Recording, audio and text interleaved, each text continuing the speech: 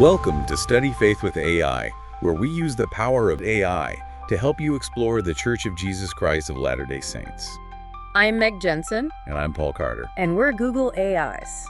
Whether you're a lifelong member or just starting to learn about the church, we're here to dive deep into its history, beliefs, and culture. So if you're ready to learn, you're in the right place. That's right. Let's get started. Okay, let's unpack this.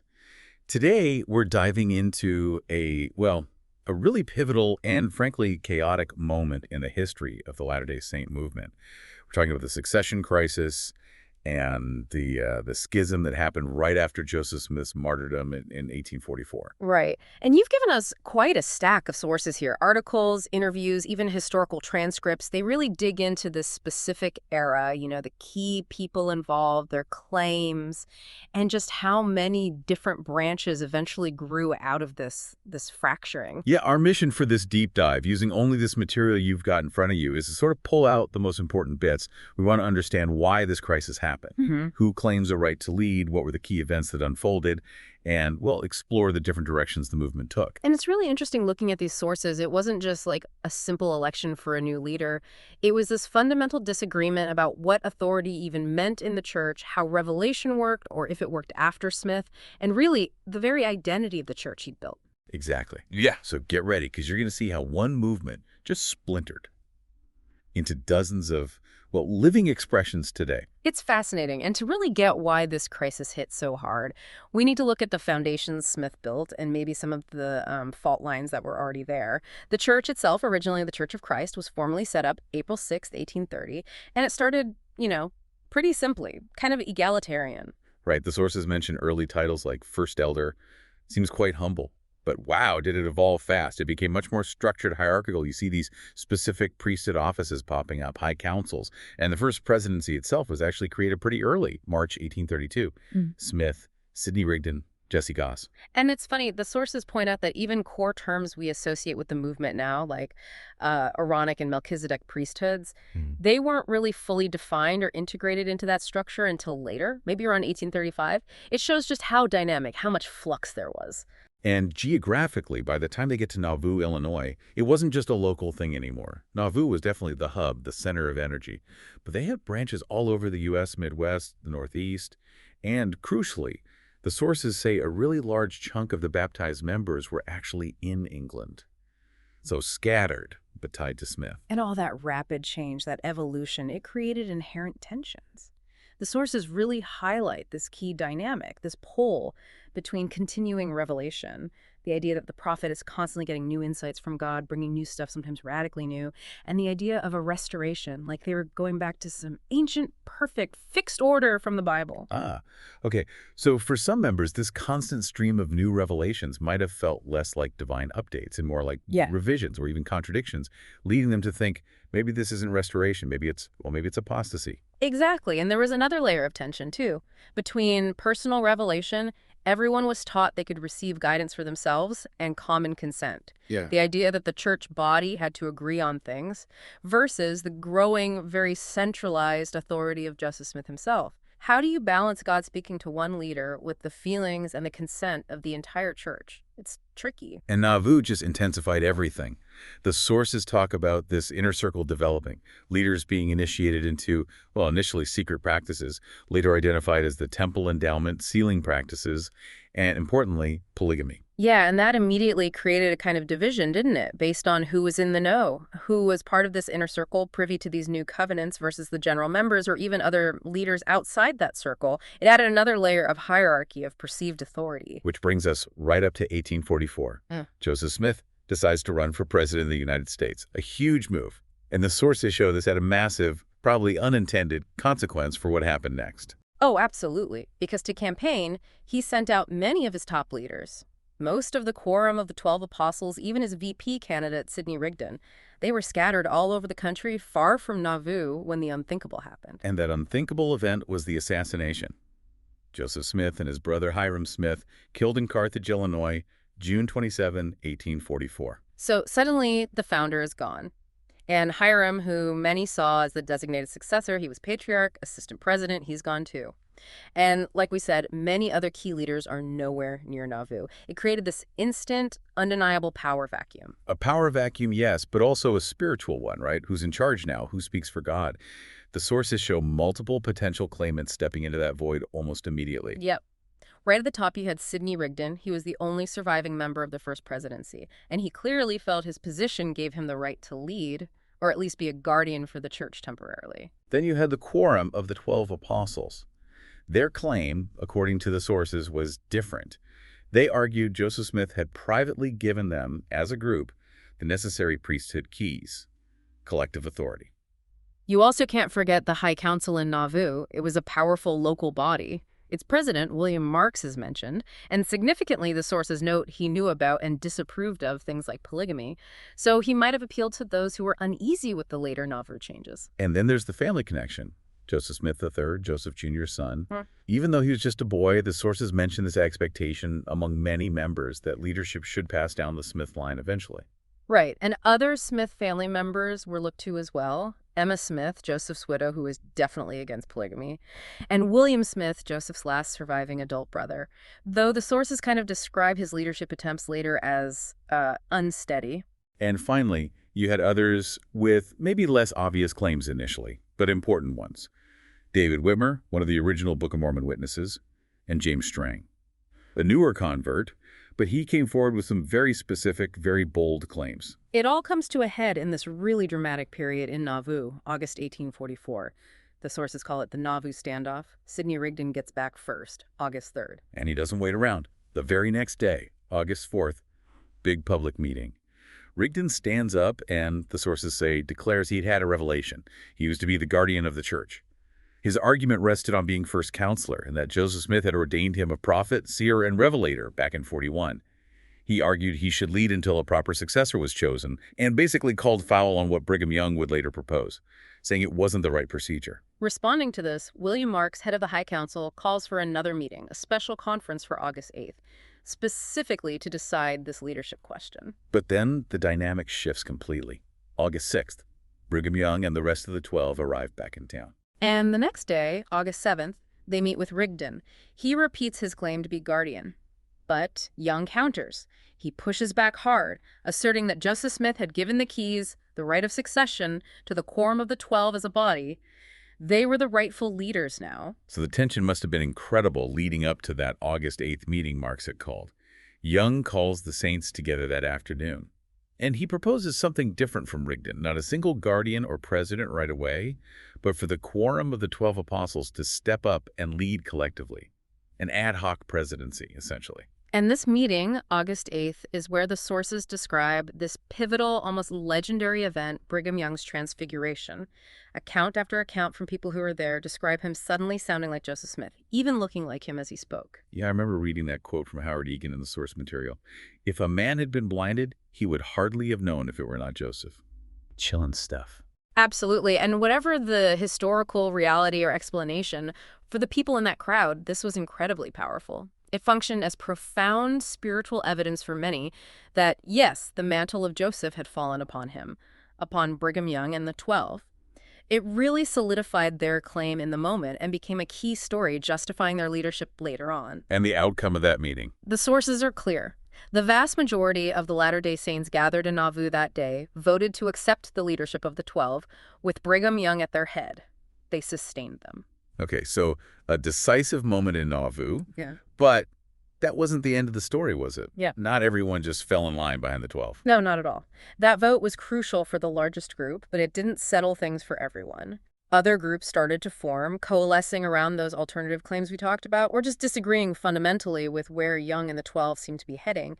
This is really where you see the different paths start to diverge sharply. Right, like Sidney Rigdon. He obviously didn't accept the August 8th vote. What happened to him and his followers? He didn't. He and his group ended up relocating to Pittsburgh, Pennsylvania. His church continued for a while, but then later, in 1862, it was reorganized by a follower named William Bickerton, becoming the Church of Jesus Christ. And the sources point to a key reason for this reorganization. Both Brigham Young and James Strang had started openly practicing polygamy by then. Remember, Young had denied it earlier in Nauvoo. For Rigdon and others like Emma Smith and William Marks, who disapproved of it back then, this open embrace was a major breaking point. So Bickerton's group became a sort of standard bearer for rejecting polygamy, specifically. Exactly. They represented a branch holding on to what they saw as the earlier, purer church before Nauvoo innovations like polygamy. The sources say this church continues today, seeing itself as the one and only true church, and they're known for things like spirit-led services and keeping Kirtland-era practices, like feet washing, a clear rejection of later developments. Okay, so Rigdon represents one path. What about James J. Strang? He was another major early challenger, right? With some pretty unique claims. Oh, definitely. Strang's story is remarkable. He was a relatively new convert, but he came forward with two bombshells. First, a supposed letter of appointment from Joseph Smith himself, naming Strang as successor. Second, he claimed angels had ordained him at the very moment Joseph Smith died. Wow. So while Brigham Young was initially saying the 12 will lead, no single prophet right now, Strang directly answered that need for continuing revelation. He basically said, no, wait, there is a new living prophet and it's me. Precisely. And he followed the Joseph Smith pattern. He claimed to translate ancient records, metal plates with witnesses producing new scripture. He gathered followers, established his church first in Vory, Wisconsin, then later moved them to Beaver Island in Lake Michigan, where he set up a sort of kingdom. He was eventually assassinated himself in 1856. And his followers. What happened after Strang died without presumably appointing his successor? Well, the sources suggest most of them eventually drifted towards the reorganized church.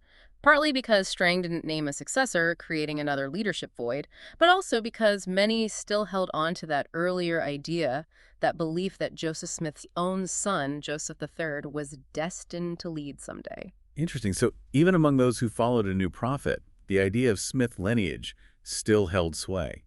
It shows how layered these claims and expectations were. Were there other notable figures who tried to lead smaller groups? Yes, besides those big three, Rigdon, Young, Strang, the fragmentation continued.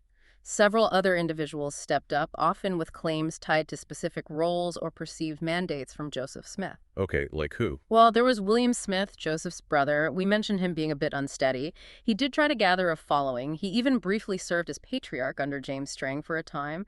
But his own church effort kind of fizzled out, and most of his followers also ended up joining the reorganization later.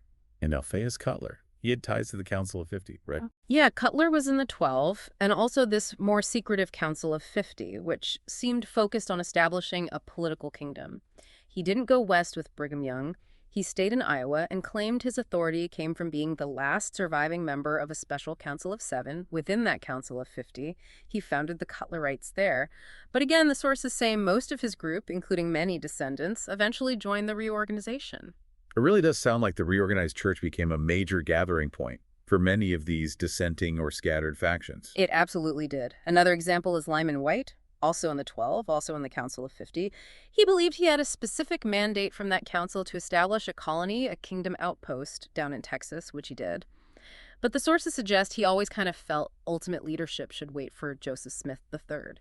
He was apparently looking into Joseph III's claims right when he died, and you guessed it, many of his followers, even those who practiced polygamy in Texas, also later joined the reorganization.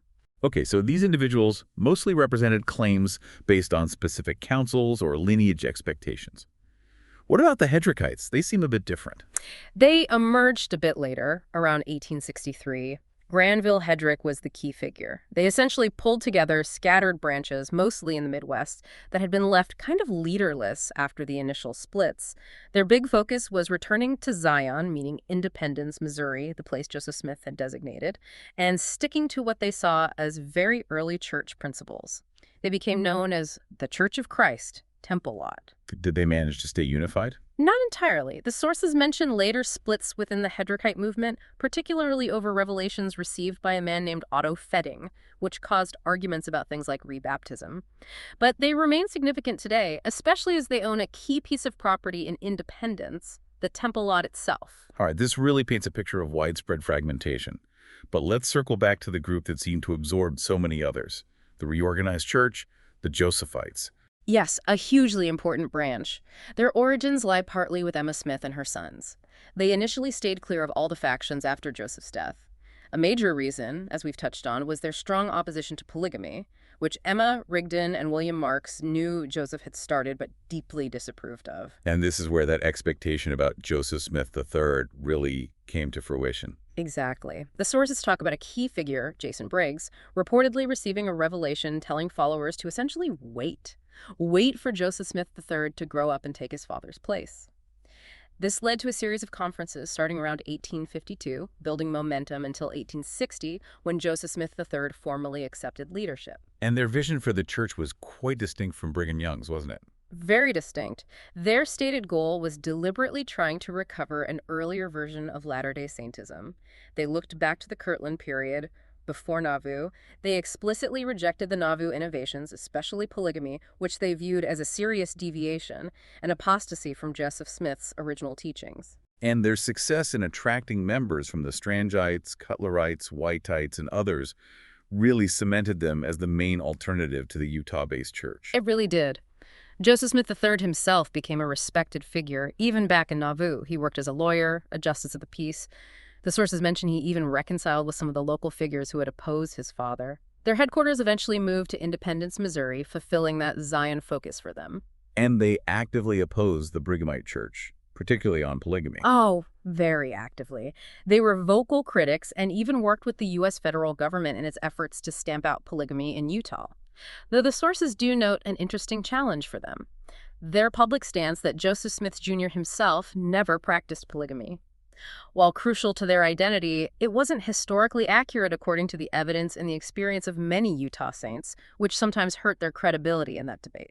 And this group, the Reorganized Church, continues today as the Community of Christ, described in the sources as a more liberal Mormon church. That's right. They've continued to evolve, emphasizing things like peace, individual spiritual gifts. They ordain women. They've openly discussed LGBTQ+ issues like gay marriage. They represent a path that sought restoration to an earlier time, but has also adapted significantly to modern social contexts. Okay, so we've traced the paths of Rigdon, Strang, the smaller groups, and the major alternative in the Reorganized Church. Now, let's go back to the largest group, the one that followed the 12 out of Nauvoo, the Brighamites. Right. That majority group, the ones who sustained the 12 on August 8, 1844, their time in Nauvoo after that was short-lived. Persecution ramped up again, and by 1846, they were forced out, beginning that incredibly difficult westward migration. Through places like winter quarters in Nebraska and ultimately finding refuge in the Great Basin, will become Utah. And it was during that trek and the early settlement period that Brigham Young really solidified his leadership role. The sources point out that by 1847, they formally reorganized the First Presidency, moving from the 12 leading collectively to Brigham Young being ordained and sustained as the president of the church. And a crucial difference we need to highlight, compared to the reorganization, is how this group handled those controversial Nauvoo practices. Absolutely fundamental difference. The sources emphasize this. Brigham Young didn't reject the Nauvoo innovations like the Reorganized Church did. Instead, he took those practices that had been limited to an inner circle diet, the endowment, temple sealing, and especially polygamy, and made them central, public pillars of the church in the West. He brought them to the general membership, embedding them deeply into Utah Mormonism. And what about Young's own theological contributions? Did he claim the same kind of continuous revelation as Joseph Smith? The sources mention things like the Adam God teaching. It seems his focus was a bit different. While he did teach things like the Adam God doctrine, which the sources suggest might have been his way of trying to understand and articulate Joseph Smith's very complex ideas about eternal progression, like God once being human. He wasn't generally seen as producing a constant stream of new revelations and scripture in the same way Joseph Smith or James Strang did. His leadership, as described, seems more focused on administering the church, organizing the saints in their new territory, and consolidating, implementing, and building upon the theological framework Joseph Smith had already established, especially those later Nauvoo doctrines. And this group, of course, developed into the Church of Jesus Christ of Latter-day Saints, the LDS Church, which is by far the largest denomination, tracing its roots back to Joseph Smith today. That's correct. The Brighamite path led to the modern LDS Church. So, stepping back and looking at everything we've discussed based on these sources, 1844 wasn't just one fork in the road. It was more like the road shattering. That's a good way to put it. It wasn't a simple split. It was a complex fracturing. Multiple groups emerged, each clinging to a different interpretation of Joseph Smith's legacy. They had different answers to who holds the keys, which teachings are essential, what should the church look like now that the founding prophet is gone. Yet each major claimant seemed to offer a distinct vision. You had Rigdon trying to hold on to his position, Strang claiming new prophecy, the reorganization looking back to Kirtland, Young consolidating Nauvoo, all drawing on different parts of Smith's complex ministry. And you see the potential for this kind of division continuing even later. The sources briefly mention the Mormon fundamentalist groups like the AUB, the FLDS. They mostly broke away from the main Utah church much later, often over the issue of polygamy, after the 1890 manifesto when the LDS church officially ended the practice. They're distinct from the 1844 schisms, but they show how disagreements over doctrine and authority kept leading to new branches forming, even within the largest group. And even looking at contemporary movements, the sources mention things like the Remnant Fellowship, linked to Denver Snuffer, described as kind of an anti-corporate movement, reacting against the centralization of the modern LDS church, appealing to people seeking more local spiritual experiences, individual gifts. It echoes some of those very early tensions, doesn't it? Personal revelation versus hierarchy. It really does. It underscores how Joseph Smith, very dynamic, constantly evolving, revelation-driven leadership, while incredibly generative, also created a situation where, after his death, there wasn't one single universally accepted plan. It left fertile ground for multiple, often conflicting claims to authority. Okay, wow. We have covered a lot of ground here digging into this incredibly complex, often confusing, but undeniably crucial moment, the 1844 Latter-day Saint succession crisis. We really have. We've unpacked how Joseph Smith's church grew so rapidly, the tensions baked into its structure and theology from early on, the different leaders who stepped forward after his death, their various claims, and those key events, like that August 8th meeting in Nauvoo and the Transfiguration story, which carried so much weight in determining the path for the largest group. It's just fascinating to see how different people, different groups, could look at the same person, Joseph Smith, and the same history, and come away with such radically different conclusions about what the true continuation looked like. Yeah. Some trying to freeze frame an earlier moment, some demanding ongoing prophecy, others building on the very last, most controversial teachings. And it really drives home that this wasn't just a political fight for control. It was a deep identity crisis for a young religion. They were grappling with this fundamental question. How does divine authority, how does prophetic leadership actually continue when the founder, the one everyone looked to, is suddenly gone? It highlights that core challenge for any movement built on direct personal revelation. How do you know who's really hearing God when you have multiple sincere people claiming they are and pointing in different directions? So building on all that from the sources, here's something provocative for you to think about. If a religious movement's vitality comes from constant dynamic change, guided by ongoing revelation from a living prophet, does the sudden end or the intense dispute over that prophetic voice almost guarantee fragmentation? Does it inevitably lead to different factions clinging to different eras or interpretations as the only true or the final correct version of the faith?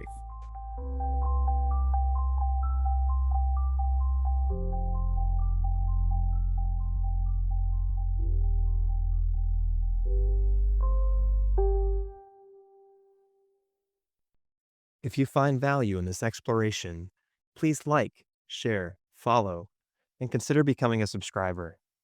Your contributions help keep these conversations going and allows us to maintain the highest quality production. You can find all the details at studyfaithwithai.com. Thank you for being part of this journey.